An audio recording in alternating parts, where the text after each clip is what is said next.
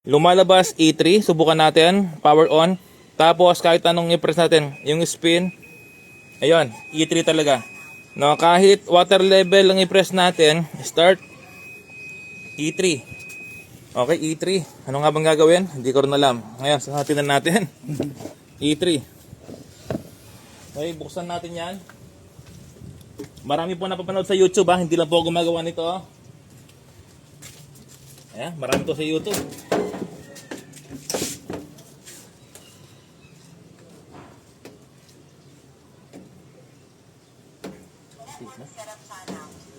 Update na dyan. Yan, binubuksan ko to sa gilid. Yan.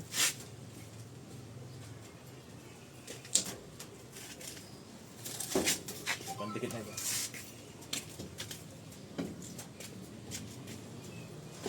Kaya na, kapit na.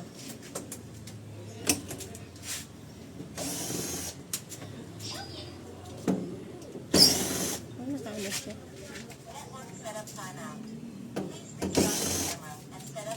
Diyan.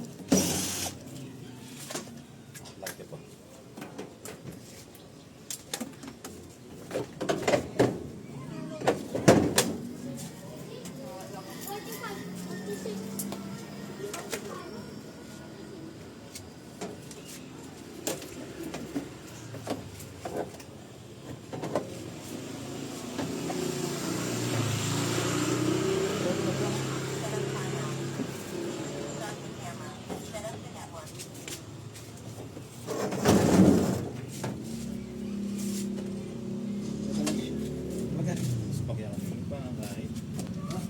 Alwaya pala kain.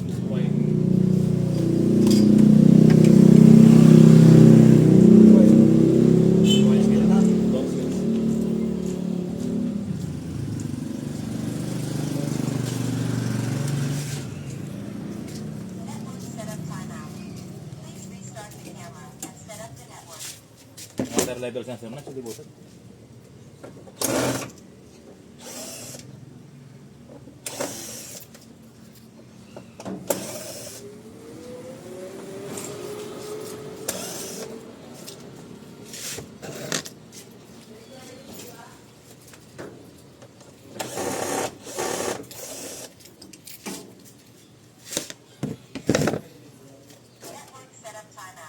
Hey, Dami langgang, ano yung itlog na langgang?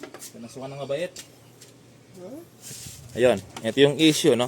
Pinasukan Ayan, ng daga. hindi ko na kinat yung video kasi para makita niyo po lahat, no? Ayan, pinasukan ng mabait.